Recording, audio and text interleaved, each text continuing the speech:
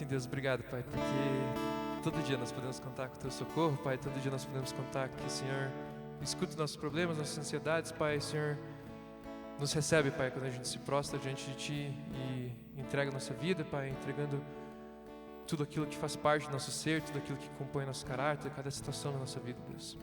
Obrigado por esse momento de louvor, de adoração. Obrigado, Pai, porque o Senhor nos recebe, Pai. Recebe cada um desses cânticos e continua falando no nosso coração, Deus. Em nome de Jesus que eu oro. Amém. Você pode sentar.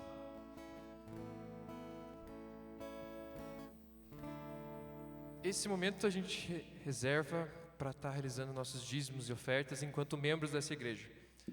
Se você está nos visitando pela primeira vez no culto de domingo, e você não é membro, não se sinta minimamente constrangido de estar participando desse momento. Isso é um privilégio nosso como membros dessa casa, que queremos estar contribuindo para estar sustentando esse lugar e tudo aquilo que é necessário para que a gente possa estar mantendo nossos cultos, para estar realizando nossas atividades como igreja. Que bom que você está aqui, que se você está nos visitando, se você pertence a uma outra igreja, mande um abraço para a sua igreja e seja muito bem-vindo a esse culto.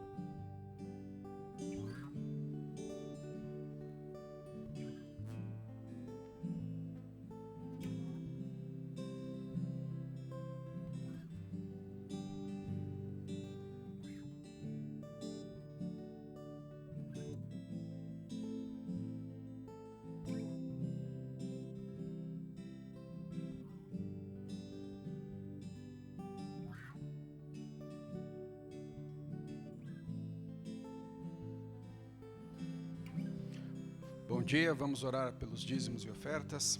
Senhor, te agradecemos por tua bondade e fidelidade a cada um de nós e pela provisão que vem do Senhor. Pai, nós oramos pedindo que o Senhor dê sabedoria na aplicação desses recursos, Deus, e que em tudo o que façamos e também na aplicação desses recursos, que o teu nome seja exaltado, glorificado e honrado a partir do que fazemos e do que somos, ó Pai, em nome de Jesus nós te agradecemos. Amém. Amém. Obrigado. Graça e paz, queridos, um bom dia para todos vocês. É bom estarmos juntos aqui como igreja para celebrar, para adorar ao Senhor, para também ouvir a sua voz. E eu espero que hoje você tenha saído de casa com essa intenção no seu coração, né, de adorá-lo e de ouvir a sua voz. E um momento de grande alegria sempre para nós é quando nós temos visitantes em nosso meio. O Léo já deu boas-vindas a você, mas nós gostaríamos agora, se você está num culto da Nova Aliança pela primeira vez, nós gostaríamos que você ficasse em pé no seu lugar. Nós não vamos te perguntar nada, apenas o pessoal da recepção tem uma lembrança para te dar, mas para que a gente possa te entregar, então, queremos ver aonde você está. Temos alguém hoje nos visitando pela primeira vez? Temos aqui, sejam muito bem-vindos, obrigado pela presença de vocês, que Deus abençoe. Temos mais alguém? Ok. Lá no fundo também, seja muito bem-vindo, obrigado pela sua presença, que Deus te abençoe também.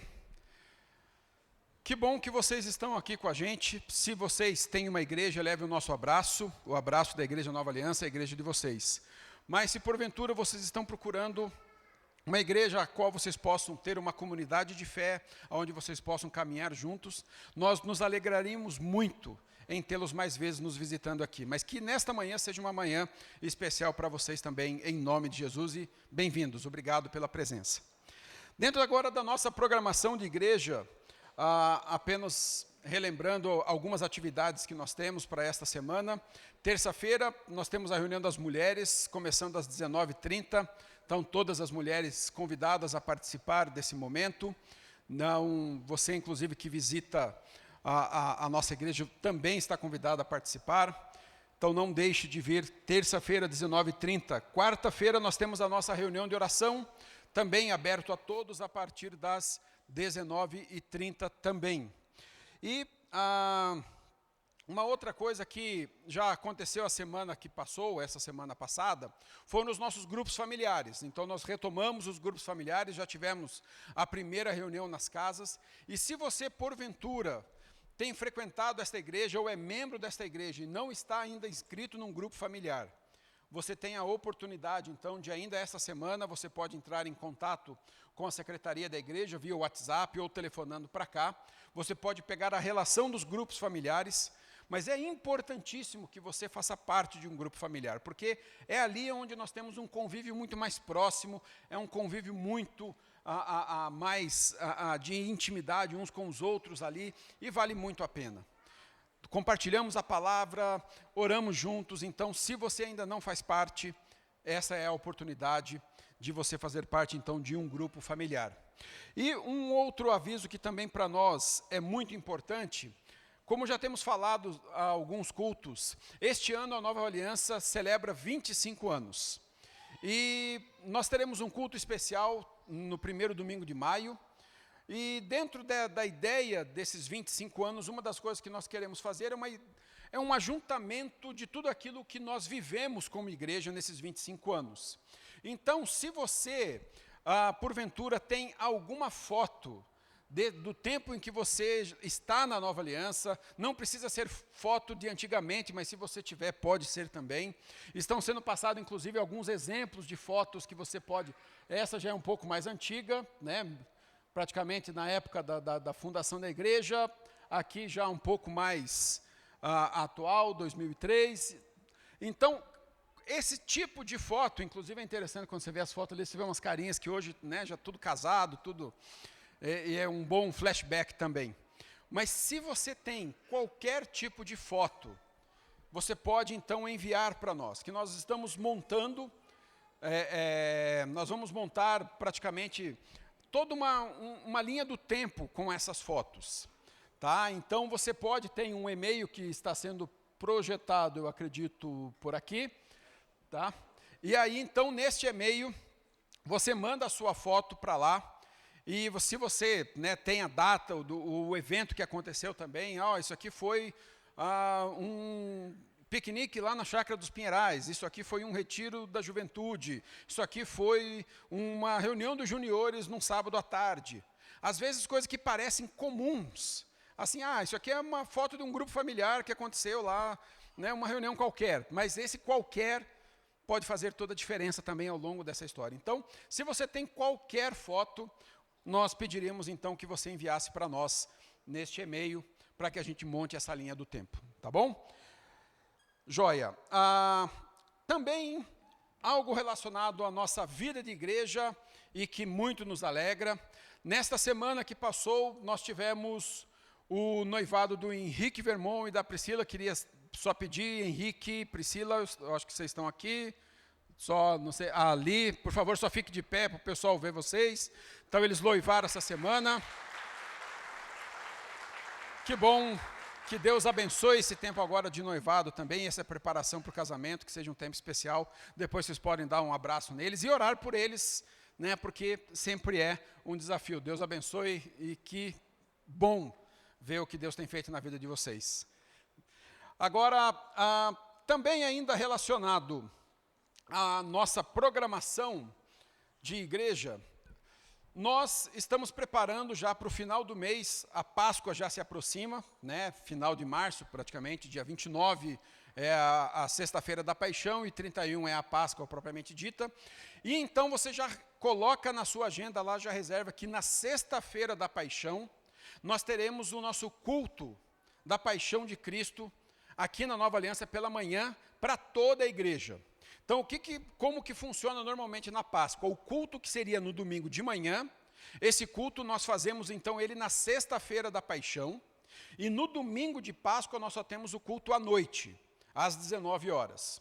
Então você está convidado, e você pode convidar inclusive mais pessoas para sexta-feira, às 10 horas, o nosso culto da Paixão, ele será pela manhã, E aí, então, no domingo, só teremos o culto à noite, às 19 horas, e também você pode convidar seus amigos, até teremos, então, o nosso coral que está ensaiando. Não deixe de participar de nenhum dos dois, se for possível para você. Sexta-feira, então, 10 horas, e domingo, às 19 horas. Todos, então, convidados. Oramos também pela escola dominical, pedindo que o Senhor possa ministrar a professores e alunos a tua palavra, e que, ó Deus, hoje seja um dia também de conhecer ao Senhor, de ouvir a tua voz lá nas salas da IBD. Deus, e oramos também pedindo que o Senhor fale conosco nesta manhã, ó Deus, a partir da vida do Tiago, que o Senhor o use nesta manhã para trazer a mensagem que está no teu coração para a tua igreja, para que a tua igreja que se reúne neste lugar possa não só ouvir a tua voz, ó Deus, mas aplicar as verdades do teu reino no nosso coração para que sejamos praticantes. Nos dê graça e que o teu Espírito nos ajude. É a nossa oração em nome de Jesus. Amém. Amém. Então, escola dominical pode se dirigir às suas salas. E, Tiago, Deus te abençoe em nome de Jesus.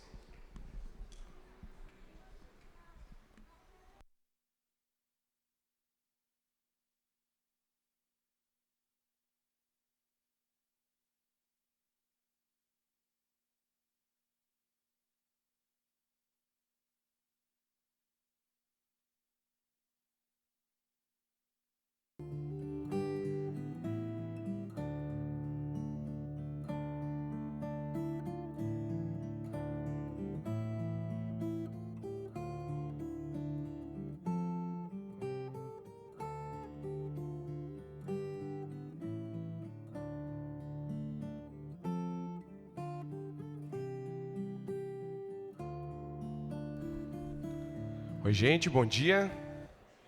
Muito bom poder estar juntos aqui mais uma vez, louvando a Deus, adorando. Em especial, estava com saudade de estar aqui depois de uns dias de férias com a minha família. A gente foi visitar a nossa família. Então, eu tenho uma bisavó que esse ano completa 99 anos.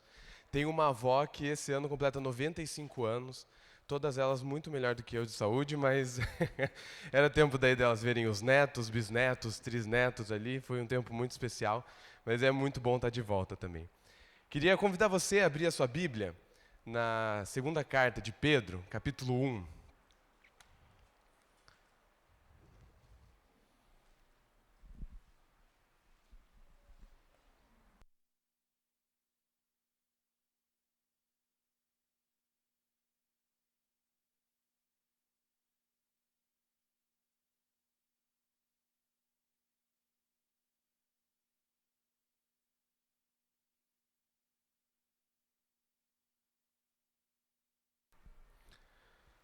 Segunda Pedro 1, a gente vai ler a partir do versículo 3, mas antes da gente ler o texto, queria convidar você a orar comigo mais uma vez, pedir a bênção de Deus, a direção de Deus nesse momento, e daí a gente pode estudar a palavra de Deus juntos. Senhor Jesus, a gente se alegra com o privilégio que é poder viver debaixo do seu cuidado, o privilégio que é viver debaixo da sua direção, do seu ensino, a sua instrução, e, Senhor, a gente pede que o Senhor possa, mais uma vez, estar guiando, estar preparando a gente para viver e experimentar um pouco mais aquilo que o Senhor quer que a gente, como seus filhos, possam estar experimentando. Como teu povo, vivendo aquela vida plena de crescimento, de amadurecimento, de desenvolvimento no nosso relacionamento contigo.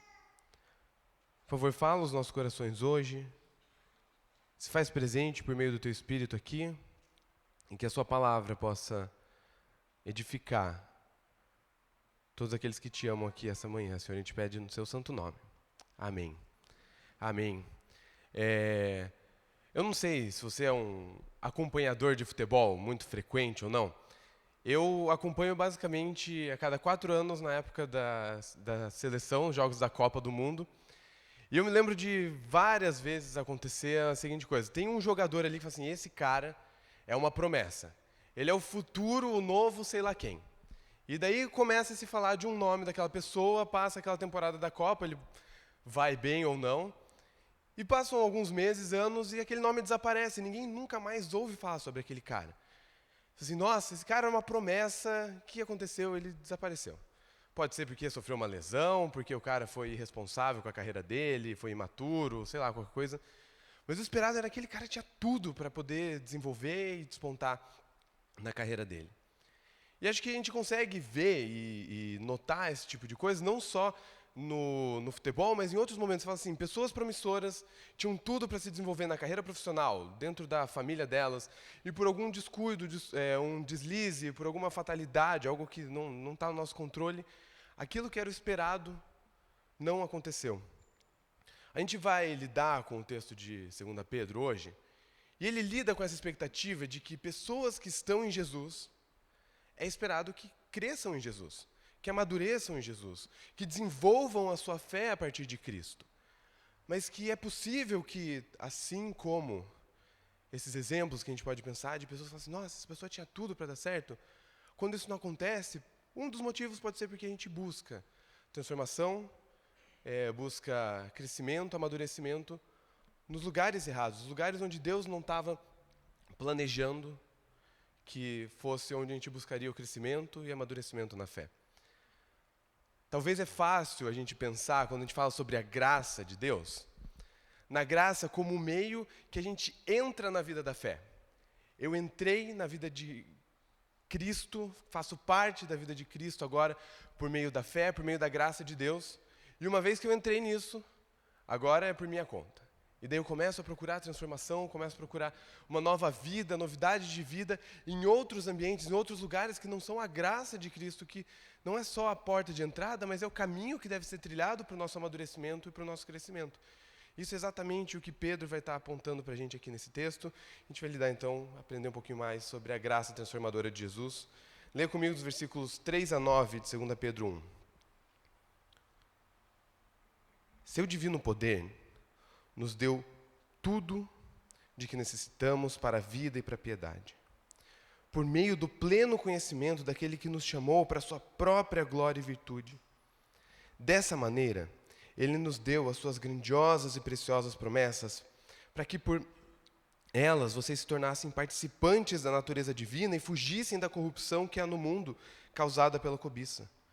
Por isso mesmo, empenhem-se para acrescentar à sua fé a virtude o conhecimento, ao conhecimento o domínio próprio, ao domínio próprio a perseverança a piedade a fraternidade e a fraternidade o amor.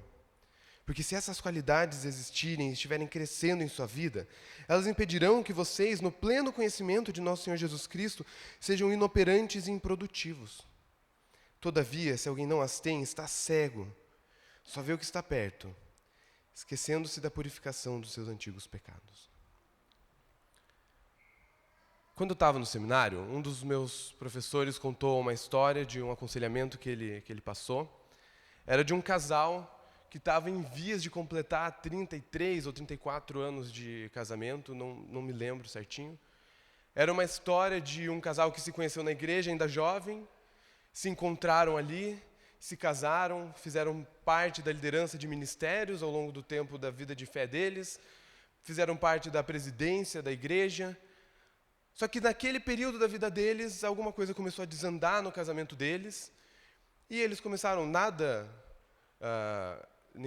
alarmante, nenhum grande pecado escandaloso, simplesmente intrigas, amargura, coisas difíceis de se resolver, de se alinhar. Depois de 30 e tantos anos de casado, de repente eles se veem nessa situação, aquela ideia do divórcio, da separação, que não era uma opção para eles, de repente a ausência do cônjuge começava a se tornar algo desejável. E o homem desse casal, então, começa a entrar num dilema dentro do coração dele. Assim, eu sei de tudo isso que eu estou passando, eu sei que eu devia procurar ajuda, mas, por outro lado, o que vão pensar de mim? Depois de 30 e tantos anos de casado, tantos anos de crente pela vida, eu que já fui líder da igreja, já fiz parte da liderança da igreja, vou procurar ajuda para o meu casamento depois de tanto tempo. O que eu vou fazer agora? E daí ele estava diante dessas duas alternativas. Ou ele ia ver o casamento dele ruindo cada vez mais, ou então ele ia ter que se expor e se encontrar nessa situação, talvez, que para ele parecesse humilhante. E ele se encontra então nessa situação. Sabe qual que é o grande problema e o dilema desse homem nesse momento? É que ele acha que talvez a solução e a restauração, não só para o casamento dele, porque junto com toda essa crise no casamento vem uma crise de fé, vem uma crise no relacionamento com Deus, está na própria virtude dele. Eu que sou um homem crente há tantos anos, eu que fiz parte da liderança da igreja, eu que fui referência na igreja, agora vou pedir ajuda para o meu casamento.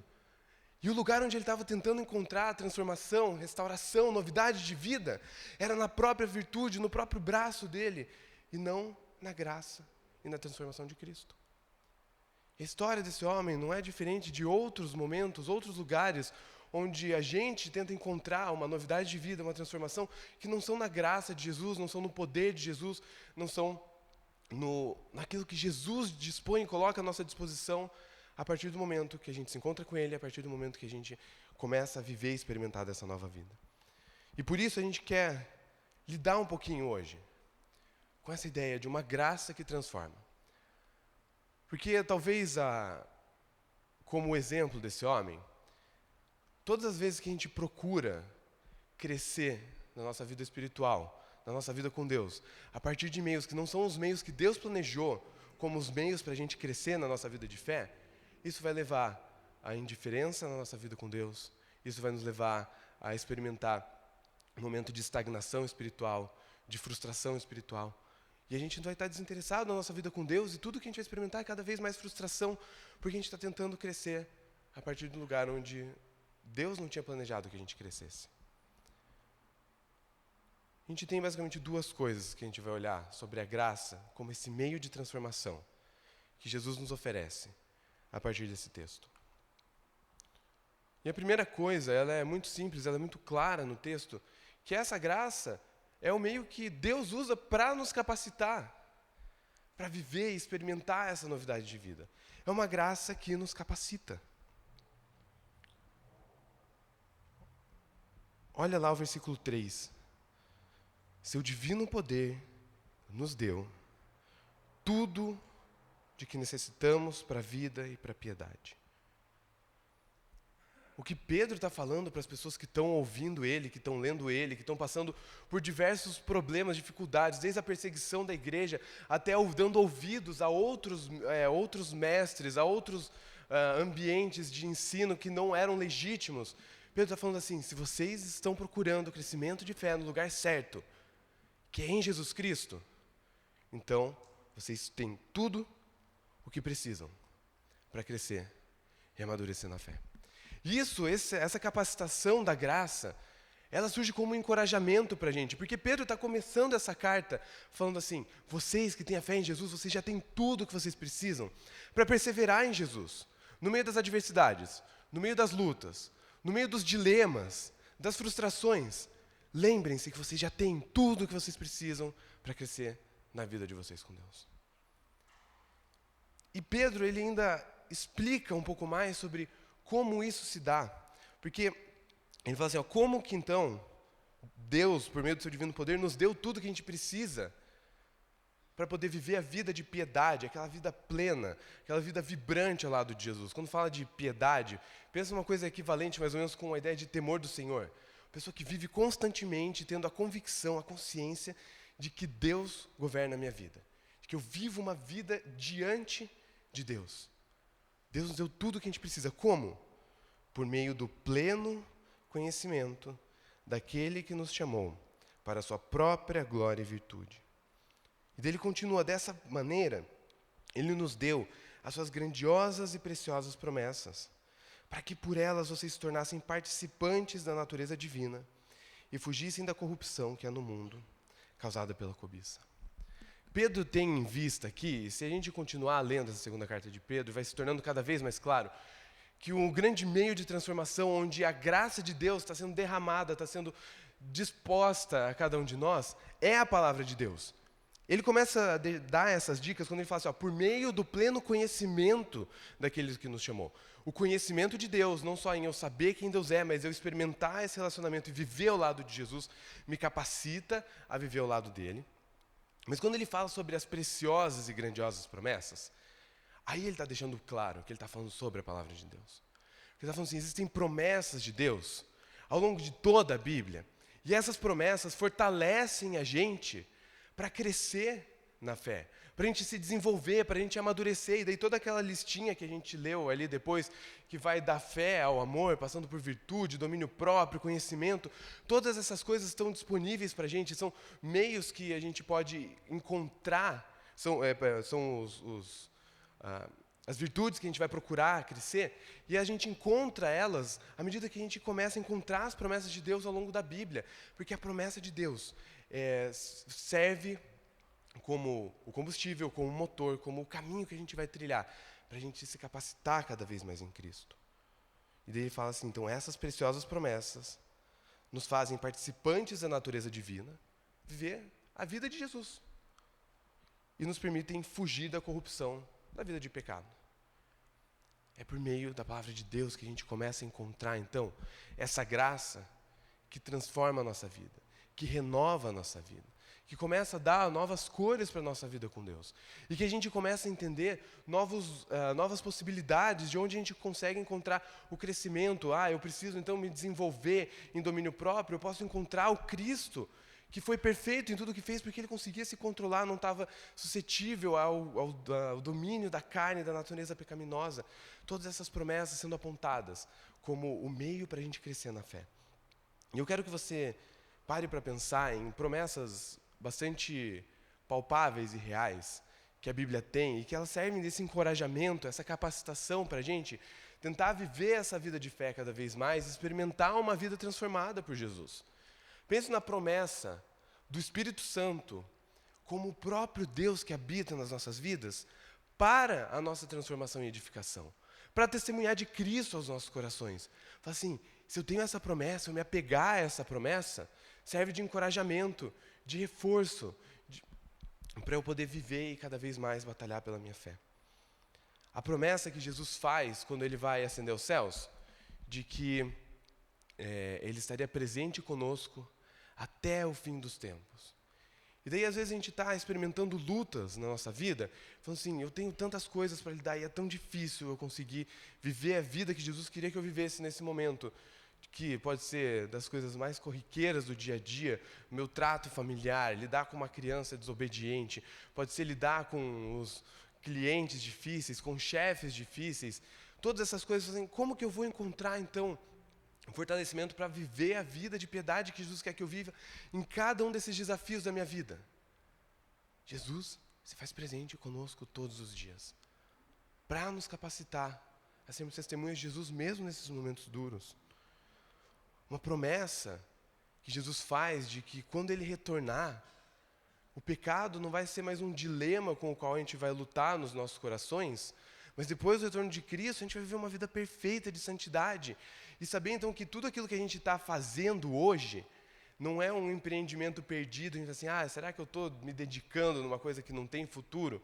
Não, uma promessa de que essa santidade pela qual eu luto hoje é uma santidade que está garantida no nome de Cristo para a gente quando Ele voltar, quando Ele nos levar dessa vida. A certeza, promessas que nos fortalecem, que nos encorajam a viver e a lutar por aquilo que Jesus quer que a gente viva. A própria promessa do retorno de Jesus como esse consolo para a gente. Mas quando a gente olha todas essas promessas e olha para o texto aqui de 2 Pedro, eu creio que a grande promessa que Pedro tem em vista aqui é a promessa de que há perdão de pecados para todo aquele que crê. A graça como o próprio meio de transformação em Jesus. Aonde isso se torna claro? Olhe comigo versículos 8 e 9. Quando Pedro fala assim, porque se essas coisas, essas qualidades existirem e estiverem crescendo em sua vida, ele está falando de toda aquela listinha que a gente leu agora há pouco. Elas impedirão que vocês, no pleno conhecimento do nosso Senhor Jesus, sejam inoperantes e improdutivos. Mas, se alguém não as tem, está cego, só vê o que está perto, esquecendo-se da purificação dos seus antigos pecados. Quando Pedro está falando sobre esquecendo-se da purificação dos seus antigos pecados, está como alguém cego, que só olha aquilo que está perto, esquecendo-se da purificação dos antigos pecados. Ele está falando assim, essa pessoa está esquecendo das promessas que Jesus fez no momento que eu me converti, que eu entreguei a minha vida a Cristo, naquele momento que eu entendi a promessa de que existe perdão para cada um dos meus pecados. E eu estou me esquecendo disso quando eu deixo de viver todas essas virtudes. Então o caminho inverso é verdadeiro também. Para que eu desenvolva essas virtudes, eu olho para o momento onde Jesus perdoou os meus pecados e encontro lá força, encontro lá encorajamento, encontro lá a restauração e o motor para eu desenvolver a minha vida. Me lembrar, perdão dos pecados. Me fortalece na minha vida de fé. E eu sei que quando a gente fala sobre graça, quase que parece para a gente assim, falar muito sobre graça, a gente pode falar muito sobre graça, porque se a gente fala sobre graça, a reação que a gente pode querer ter é assim, já que Deus é gracioso, nos perdoa os pecados, nos dá presentes que a gente não merece, Ele nos poupa de um castigo que a gente merecia, que era digno, então eu vou viver a vida como eu quero. E daí a gente fala que a graça é o meio para a gente ter a nossa vida transformada, quase parece que é o oposto do que acontecer. Não, uma pessoa que ama muito a graça, na verdade, ela vai se entregar à vida. Mas pensa na seguinte lógica, à medida que eu creio e me apego à graça, à medida que eu creio e me apego ao sacrifício de Jesus na cruz, à medida que eu entendo mais o que aconteceu lá no Calvário, quando Jesus estava sendo crucificado, quando a ira de Deus estava sendo derramada sobre Jesus, eu entendo que os meus pecados foram pagos lá. Então, à medida que eu preciso avaliar o meu coração, expor o meu coração, talvez encontrar coisas que não são tão belas dentro de mim, eu posso me dispor a essa exposição porque eu me lembro, perdão para os pecados. Depois de 33 anos de casado, eu vou ter que assumir que eu sou orgulhoso.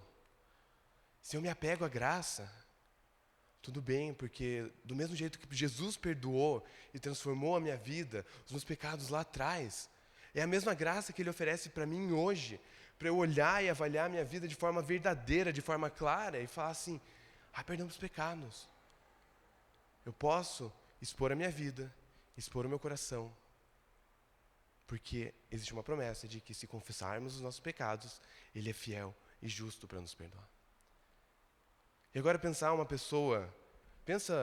talvez num estereótipo de uma pessoa que 30 anos de crente, sempre as mesmas lutas, sempre as mesmas conversas, e que você fala assim, cara, essa pessoa ela precisa amadurecer, é um grande exemplo assim, de precisamos amadurecer. Talvez essa pessoa ela não amadurece porque ela não está disposta a reconhecer, em primeiro lugar, a própria necessidade de amadurecimento. Mas, em segundo lugar, todas aquelas coisas que ela batalha há tanto tempo e que talvez ela nem liga tanto, fala assim, isso aqui já está há tanto tempo, tem gente que faz coisa muito pior do que eu. E ela vai se acostumando com todos esses pecados, aquelas coisas que desagradam a Deus, maus hábitos, e que ela podia crescer se ela simplesmente olhasse e falasse assim, perdão pelos pecados, isso que eu estou fazendo é errado. Eu quero ver uma vida que agrada a Deus. Eu preciso encontrar novidade de vida em Jesus. E a graça, então, se torna esse meio, esse motor, esse combustível para a gente experimentar uma nova vida. E o caminho que Pedro está falando é que quando a gente não olha para a graça dessa forma, o que a gente está fazendo é desperdiçar a nossa vida. Ele fala assim, quem não tem essas qualidades e elas não estão crescendo, são aqueles que são inoperantes e improdutivos.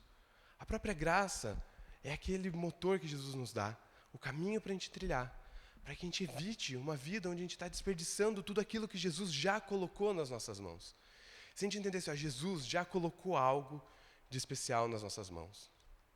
E esse algo de especial que Jesus confiou a nós pode ser trabalhado e a gente quer fazer um bom uso daquilo que Deus confiou a nós.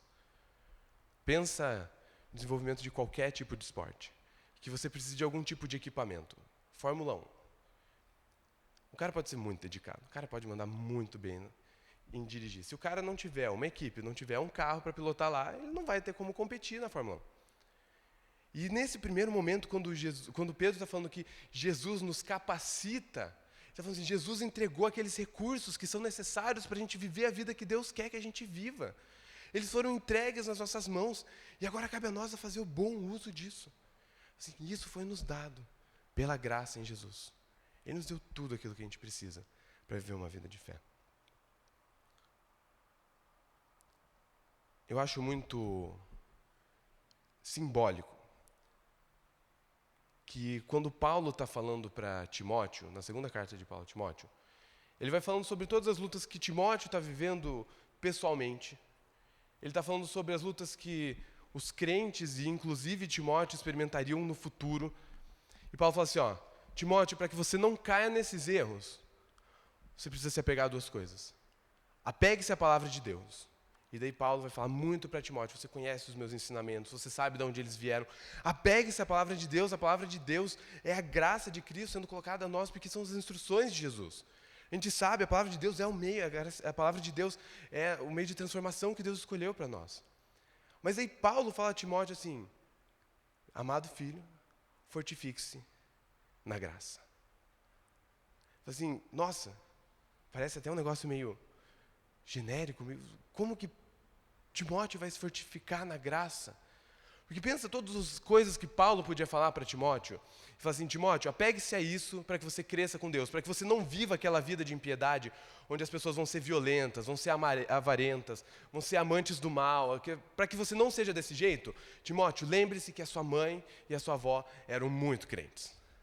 Exemplos de crente. Paulo não fala isso. Paulo não fala assim, Timóteo, lembre-se que você já é crente há mais de 2 décadas e por isso você não vai ser daquele jeito. Timóteo, lembre-se que você é um líder de igreja, apegue-se a isso e você não vai ser desse jeito. Qual que é o chamado de Paulo para Timóteo? Fortifique-se na graça. Porque a graça, ela se torna então esse meio para eu poder me olhar como eu sou, olhar aquelas coisas que eu não quero olhar sobre mim, expor aquelas coisas que eu não quero expor sobre mim e falar, tá tudo bem, porque Jesus perdoou esses pecados na cruz do Calvário e eu posso abrir essas coisas, posso abrir essas verdades, não só para Deus, num pedido, numa súplica de perdão, não só para Deus, numa súplica de transforma a minha vida, transforma a minha arrogância, transforma o meu orgulho, transforma o meu amor pelas coisas desse mundo, mas também abrir para outras pessoas num pedido de socorro e num pedido de ajuda. Aquele casal que eu comecei a contar no começo, eles tomaram a decisão, então, de procurar ajuda. E um processo que acho que você consegue imaginar, o processo que é difícil de você lidar com todas essas coisas, os pedidos de perdão que são necessários, todas as conversas, os confrontos. Tenho certeza que isso não aconteceu de um dia para o outro, até pela forma com que meu professor contou a história. Mas o resultado de tudo isso é que meu professor testemunhou, então, anos passados, esse mesmo homem que estava com medo de expor os pecados dele, de expor os problemas dele, porque depois de tanto tempo de crente, o que o pastor vai pensar de mim se eu falar uma coisa dessas? Era ele falando assim, pastor, eu estou vivendo o melhor ano do meu casamento depois de 37 anos de casado.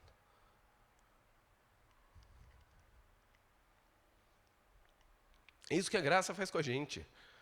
Ela transforma a nossa vida.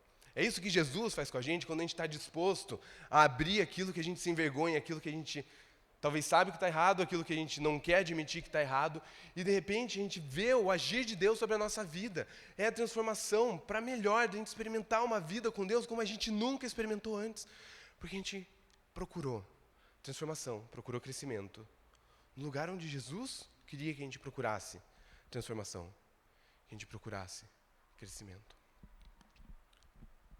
A graça, ela é transformadora, porque ela nos capacita.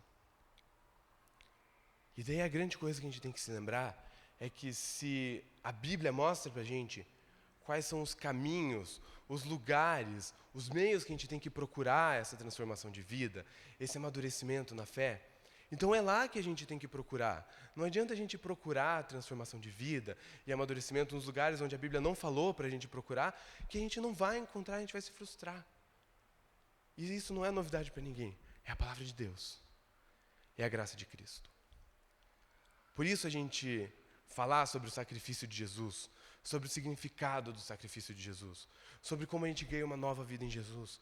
Isso nunca é algo velho para crentes maduros. Porque é ali onde a gente encontra toda a nossa força para a gente viver a vida de Cristo. Paulo está escrevendo para a igreja de Corinto, igreja difícil, cheia de problema. E no finalzinho da primeira carta de Paulo a Corinto, 1 Coríntios 6, Paulo vai falar assim, apeguem-se e perseverem na mensagem do Evangelho. a gente se lembrar do sacrifício de Jesus todo ano na Páscoa, toda vez que a gente celebra a ceia, toda vez que alguém resolve vir aqui e pregar um texto sobre o sacrifício de Jesus, e que talvez a gente já ouviu tantas vezes, é esse o lugar onde a gente encontra o fortalecimento para a nossa vida com Deus. Eu não estou falando que outros temas da Bíblia não são importantes, mas é que a gente vai se dispor a trabalhar a nossa vida a partir dos outros temas da Bíblia, à medida que a gente encontra essa paixão pelo sacrifício de Jesus. Existe um livro que conta a história de 3 homens bastante conhecidos, entre eles Martinho Lutero, C.S. Lewis e um cara que se chama Francis Schaeffer. E ele fala sobre como esses caras já eram grandes expoentes da teologia, da vida cristã, e que a vida deles foi transformada num momento onde o sacrifício de Jesus tomou novas cores para eles. Aonde de repente caiu uma ficha ali e todo o entendimento do evangelho mudou, e a dedicação deles na vida com Deus, a humildade deles, as virtudes cristãs começaram a se desenvolver de uma forma que não tinha acontecido antes. E cada um deles tem momentos escritos onde eles relatam assim, no momento onde eu entendi a graça de Deus, o sacrifício de Jesus na cruz, aquele foi o momento onde a minha vida transformou, onde a minha vida mudou. Eu acho que se você caminha com Jesus há bastante tempo, você consegue talvez ter consegue perceber esses momentos onde vão caindo a ficha, e você tem um novo momento de compreensão. Você fala assim, nossa, eu já sabia que eu era pecador antes, mas agora Deus fez alguma coisa no meu coração, e isso se tornou muito mais real para mim. Eu enxergo isso no meu relacionamento com a minha esposa, eu enxergo isso no meu relacionamento com os meus amigos, eu enxergo isso no meu trato com o trânsito, no meu trato com finanças, eu enxergo o pecado presente na minha vida. Nossa, e ao mesmo tempo eu entendo a graça de Cristo, e isso muda a gente de uma forma completamente diferente. E daí o tempo se passa, e você entende, mais uma vez, um outro pedacinho, um outro detalhe sobre o sacrifício de Jesus, e fala assim, uau! E aquilo faz toda a diferença para você avançar na caminhada com Cristo, porque é o sacrifício de Cristo que nos molda e que nos fortalece para viver uma nova vida. Se a gente sabe que a graça é o lugar onde a gente procura a transformação, se a gente sabe que a palavra de Deus é o lugar que a gente tem que procurar essa transformação, então a gente procurar em outros lugares, na nossa própria força, nas nossas virtudes, nas pessoas que estão ao nosso redor, na igreja certa, na igreja errada. Tudo isso, na verdade, estou procurando em lugares errados e eu escolhendo viver uma vida de maturidade. Porque eu estou esperando que pessoas, de alguma forma, vão suprir a necessidade que eu tenho de crescimento com Deus. Eu estou esperando que, de alguma forma, eu vou conseguir batalhar pela minha santidade de uma forma que é só Jesus que pode me capacitar. A gente tem que procurar no lugar certo. E daí quase que parece uma coisa que a gente vai se contradizer agora, mas é justamente porque a graça e o poder de Jesus que nos capacitam, é que a graça também ela é transformadora porque ela nos desafia. Foi. Olha o versículo 5 comigo. Por isso mesmo, empenhem-se para acrescentar à sua fé a virtude o conhecimento, ao conhecimento o domínio próprio, ao domínio próprio a perseverança a piedade, a piedade a fraternidade o amor. Ao mesmo tempo que a graça nos capacita, ela nos desafia. Pedro está falando assim, porque Jesus já deu tudo o que a gente precisa para viver uma nova vida, empenhem-se, trabalhem pela fé de vocês. E daí ele fala assim, para acrescentar a sua fé, a virtude, ele está colocando a nós a responsabilidade de desenvolver e cultivar virtudes cristãs também. Uma vez que a gente já tem todos os recursos nas nossas mãos, o que a gente tem que fazer agora é se empenhar. Pensa no exemplo da Fórmula 1. Alguém te deu um carro de Fórmula 1, falou assim, tá aqui, um carro de Fórmula 1, você vai entrar aqui nessa equipe, que é uma equipe de ponta, você tem um jeito, está na idade ainda, para ser um bom piloto de Fórmula 1. Só isso não é o suficiente. Se derem hoje e a gente for correr amanhã, provavelmente a gente vai fazer tudo errado, vai bater o carro, vai matar uma galera lá, não vai dar certo. Porque exige o esforço, exige o empenho. E de alguma forma misteriosa, Deus escolhe que a nossa transformação de vida vai acontecer por meio da graça dele que capacita, que transforma, que nos dá uma nova vida, e pelo nosso empenho e dedicação na nossa vida cristã. Como isso funciona? Não sei. Mas a Bíblia fala que é assim. Então a gente acredita nisso e o que a gente faz? A gente se empenha e se dedica. E o legal da gente acreditar nas promessas de Deus é que daí a gente sabe que o nosso empenho e dedicação nessas coisas, ele não é um empenho e dedicação que é vazio e sem futuro.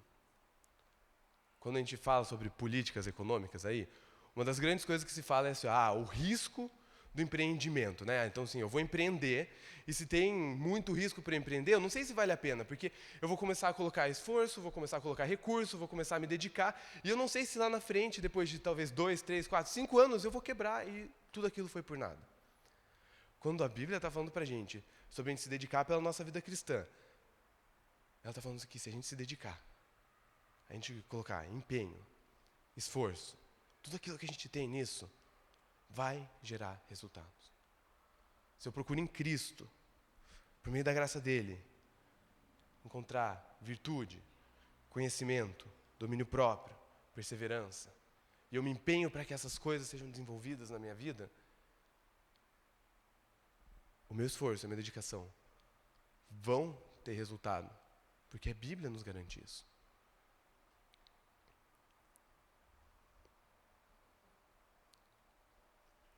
E do mesmo jeito que a graça nos desafia, porque ela nos responsabiliza, ela também nos expõe. Porque é só por meio da graça e da convicção da graça que eu vou ter a convicção de que eu preciso adicionar virtude à minha vida. De que eu ainda não sou virtuoso o suficiente e eu preciso buscar por mais virtude. De que eu não conheço o suficiente, eu preciso procurar por mais conhecimento. De que eu não tenho domínio próprio o suficiente, eu preciso buscar mais domínio próprio. E que essas coisas precisam ser constantemente trabalhadas na nossa vida. E é só à luz da graça e da promessa de que, se confessarmos nossos pecados, Ele é fiel e justo para nos perdoar e nos purificar de toda impureza, que eu vou estar disposto a falar assim, eu não conheço o suficiente de Deus, não conheço o suficiente da Bíblia, eu não consigo dominar o suficiente as minhas reações, eu ainda sou, ainda que muito melhor do que antes, ainda sou impulsivo, sou explosivo, sou impulsivo na minha forma de usar e de gastar o meu dinheiro, de falar as coisas, de usar o meu tempo, eu não sou perseverante, eu sou inconstante na minha vida, eu preciso melhorar nisso, eu só vou ter essa noção, eu só vou ter essa ousadia de dizer isso para mim mesmo, de dizer isso para outras pessoas, se eu tenho a convicção de que há perdão dos pecados. E de que a Bíblia me responsabiliza por cada uma dessas coisas. Mas, por último lugar, a Bíblia também ela nos desafia quando ela mostra que é Deus, a Bíblia não, a graça, desculpa, que a gente avalia a nossa fé a partir dos critérios de Deus. Olha toda essa listinha aqui que Pedro está colocando para a gente. Ela é uma listinha que ela tem como objetivo colocar algo mais ou menos crescente, no sentido de que assim, essa ordem das coisas ela faz sentido. A gente começa com a nossa vida de fé, a gente entende Jesus Cristo como o Senhor e Salvador da nossa vida, a nossa necessidade de perdão dos pecados, e tudo começa com a fé. E daí ele vai desenvolvendo cada uma dessas coisas, faz sentido então que a fé gere uma obediência, gere transformação de vida, mas isso acontece porque eu conheço mais de Jesus. E porque eu conheço mais de Jesus, eu quero não só controlar as minhas ações externas, mas quero controlar os meus impulsos do meu coração. E por isso ele vai falar sobre o domínio próprio. Ele vai falar daí sobre a perseverança, porque não adianta fazer isso 2 vezes na minha vida e acabou. Isso tem que ser uma coisa que vai se tornando cada vez mais constante. Então essa sequência, essa ordem que Pedro vai colocando para a gente, ela faz sentido. Mas ela não é uma listinha que vai colocar assim, beleza, agora estou pronto na virtude. Agora posso passar para o conhecimento. Agora estou pronto no conhecimento. Então agora passemos ao domínio próprio. As coisas vão sendo trabalhadas juntas, uma ao lado da outra. E de alguma forma, nessa estrutura do texto, ele quer enfatizar o primeiro e o último. Aí. Como sendo o início da nossa caminhada com Cristo, ele é expresso no início da minha vida de fé. E a gente vai desenvolvendo todas essas coisas ao mesmo tempo, a nossa própria fé vai se desenvolvendo à medida do tempo. E a plenitude da nossa maturidade cristã se expressa na expressão de amor e de fraternidade uns com os outros. Ele não está desprezando as outras coisas, mas ele talvez está expondo como é fácil a gente achar e criar critérios para a nossa maturidade cristã, que não são os critérios que Deus coloca. E de repente eu me considero maduro porque eu ponho meus próprios critérios e eu falo assim, eu sou crente há 30 anos. Só que essa lista não tem crente há 30 anos, não tem assim, adicione ao amor mais 5 anos de crente. A maturidade cristã não tem a ver com o tempo de cristão. Tem a ver com desenvolver as virtudes de Cristo. Ah, eu sou maduro porque eu sou muito espontâneo na minha forma de louvar e adorar a Deus.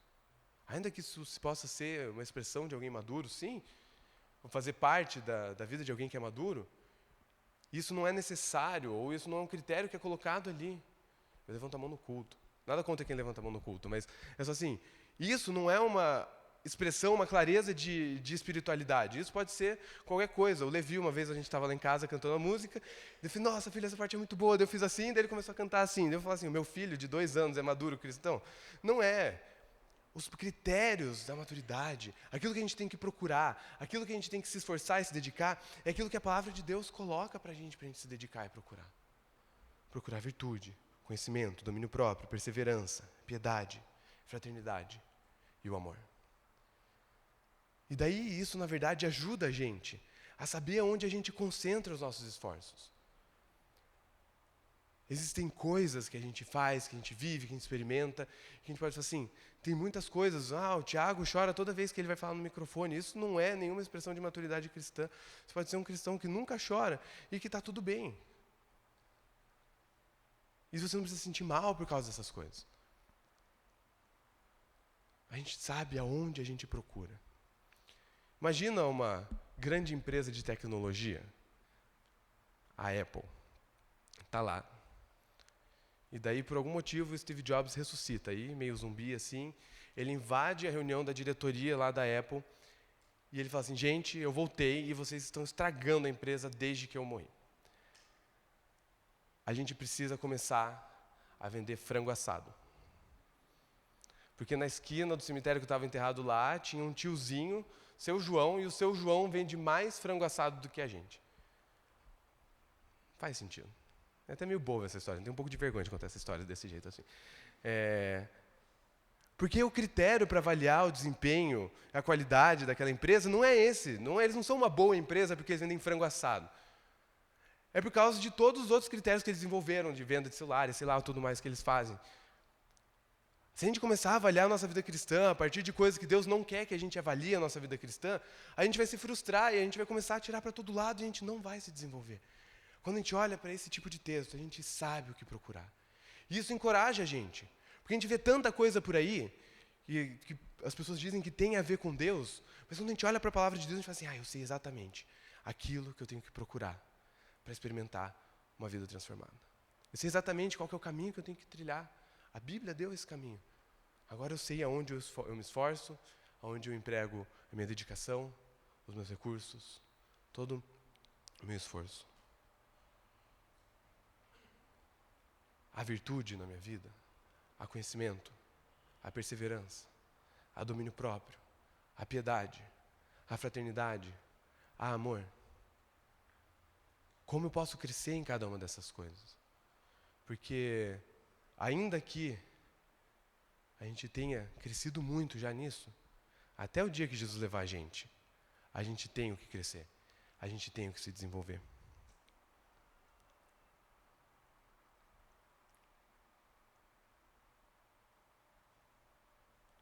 Talvez a gente pode olhar, quando a gente começa a olhar para a vida cristã só como uma lista de afazeres, a nossa sensação e o nosso sentimento isso é muita coisa para fazer. E aí, além disso, eu tenho filho desobediente e birrento para lidar depois, tenho que lavar louça, tenho que lidar com os meus pais, com o meu cônjuge, amanhã vou ter cliente chato para lidar, vou ter chefe exigente para lidar, vou ter meus colegas imorais com quem eu vou ter que tratar ao longo da minha semana. E daí essas coisas vão se somando, eu falo assim, como que eu vou lidar com todas essas coisas? Isso pode parecer e se tornar um peso para a gente. E é por isso que a gente olha para essas coisas e tem que olhar para essas coisas a partir do prisma da graça. Quer saber assim, se não é a partir do prisma da graça, a hora que eu falhar, que não der certo, que as coisas pesarem sobre os meus ombros, eu vou desanimar, eu vou me frustrar. Mas quando eu olho isso a partir da graça, eu me lembro, Jesus colocou nas minhas mãos tudo o que eu preciso para ser alguém que vive como Deus quer que eu viva, para tratar com o cliente, para tratar com o chefe, para tratar com o filho, para tratar com o cônjuge. E por isso esse começo dessa mensagem de Pedro é uma mensagem de encorajamento para as pessoas que estão lendo ele. Vocês estão vivendo perseguição. Vocês estão ouvindo um monte de gente doida falando um monte de coisa. Mas lembre-se que, por causa do sacrifício de Jesus, vocês já têm tudo que vocês precisam para crescer na fé. E olhando sob o prisma da graça, ainda que vocês falhem, lembrem-se das preciosas e grandiosas promessas de Deus. Há perdão de pecados para todos aqueles que creem no nome do Senhor Jesus Cristo. Talvez você tenha conhecido alguma pessoa assim, que é uma pessoa moralmente muito séria, muito dedicada, que não quer saber de Jesus. E você consegue ver nessa pessoa todo o pesar e a luta, o peso e o fardo que é tentar viver uma vida moralmente certa, tentar ser uma pessoa de bem, uma pessoa honesta, uma pessoa dedicada, e carregar todo esse peso sozinho. Porque isso não é isso que muda as nossas vidas. Não é isso que garante a gente ser pessoas melhores ou piores. A gente descansa e experimenta a transformação na graça de Jesus, na nova vida que Ele deu pra gente. E daí a gente lutar por essas coisas é um privilégio, é um prazer, é uma alegria. E daí amanhã, quando você estiver lá passando por um momento de dificuldade, você pode se lembrar assim, seu divino poder nos deu tudo o que precisamos para a vida e para a piedade. Para a gente encerrar, eu quero colocar 3 coisas bastante práticas que tem a ver com o nosso crescimento na vida com Deus. Eu coloquei 3 verbos aí: meditar, confessar e cultivar. Por que eu comecei com meditar? Porque se tudo isso começa na graça, a gente tem que, o máximo possível, desenvolver o nosso amor, a forma com que a gente admira o sacrifício de Jesus na cruz. Da gente revisitar as verdades da justificação, da salvação pela graça, da salvação pela fé, que tudo isso só é disponível para quem crê em Jesus. E por isso eu cultivar o amor pelo sacrifício de Cristo é essencial. A gente não pode se esquecer de meditar no sacrifício de Cristo.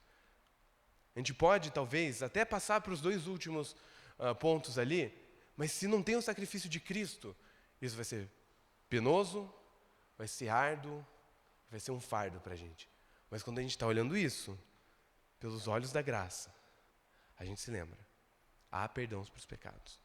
E ainda que eu esteja no processo de crescimento, não tem nada que mude aquele sacrifício que Cristo fez por mim lá atrás. Aquele momento que Jesus comprou a minha vida pelo sangue dele, que eu criei em Jesus, não tem nada que mude aquela minha posição em Cristo que foi tida lá atrás.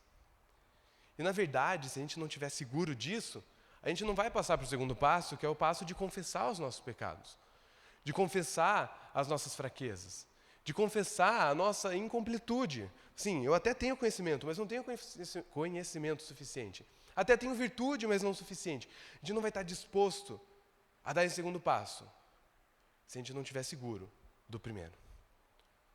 E por último, cultivar as virtudes cristãs. A gente tem várias virtudes aqui.